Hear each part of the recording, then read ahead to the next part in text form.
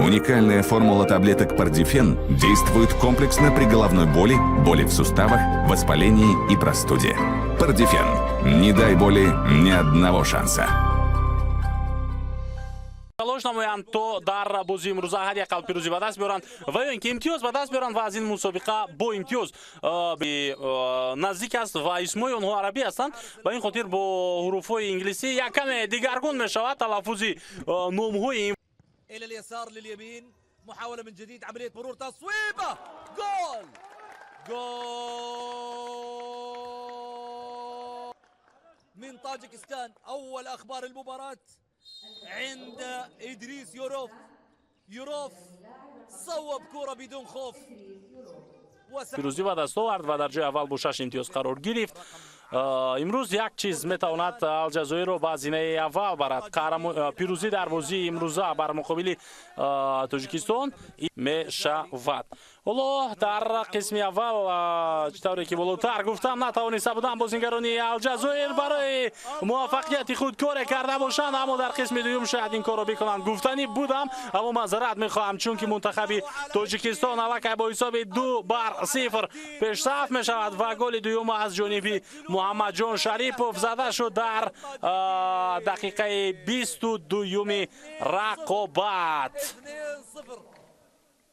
2-0 ترضي ذائقة дастпарварони Пайрав Воҳидов المباراة الماضية. ворем бо пирӯзии мунтахаби Тоҷикистон ҷамъбаст мешавад. Як хуб ҳолати бисёр ҳам хубе аст ва як рӯҳияи олие мебахшад барои мухлиф шуданд ва бубинед ки чӣ гуна зиёд талош карда истоданд барои задани зарбаҳои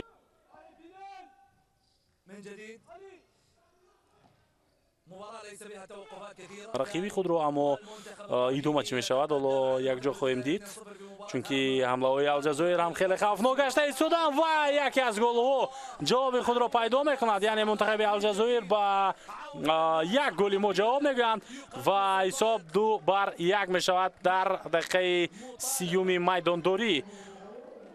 ҳоло 11 дақиқаи дигар фурсат доранд дастаҳо то ин ки бозиро идома бидиҳанд ва биёед такрори ин ҳолатро бибинем ки чӣ гуна хуб якдигарро фаҳмиданд бозигарони рақиб ва инҷо ба задани гол даст ёфт.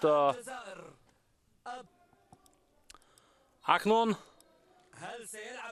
ин вазъият метавонад хавфнок ҳам бошад. пас дода мешавад зарбаи навбатӣ, мутаассифона ҳисоб 2-2 мегардад дар рақобати имрӯза ва мунтахаби алҷазоир баробар мешавад бо Тоҷикистон.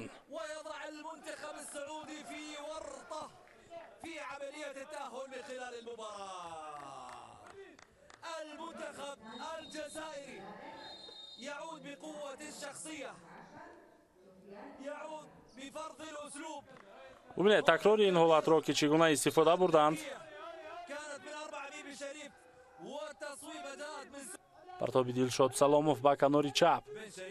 فشار میارن بازیگران الجزایر. فرصت نوبتی رو باید برطرف سازن بازیگران ما و موفق میشود. دلشاد سلاموف توپ در این حالت حمله نوبتی رو میبینیم. امکانیت برای فیضعلی سردارov ضربه او و سیو نوبتی دروازه‌بان.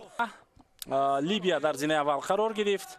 عربستان سعودی با الجزایر امتیازشون برابر 4 تایی هستند و سردارov توبرابوی منتخب الجزایر امکانیت هست برای الجزایر و خوشبختانه بازیگران با این حالت رو برطرف کردند. هجوم نوبتی رو میبینیم دوستان ارجمند. پس به کناری چپ دیگر فرصت برای زدن یک ضربه دیگر توپ در دست دروازه‌بان ما و به همین تمام دوستان ارجمند. 2-2 این بازی تمام میشود.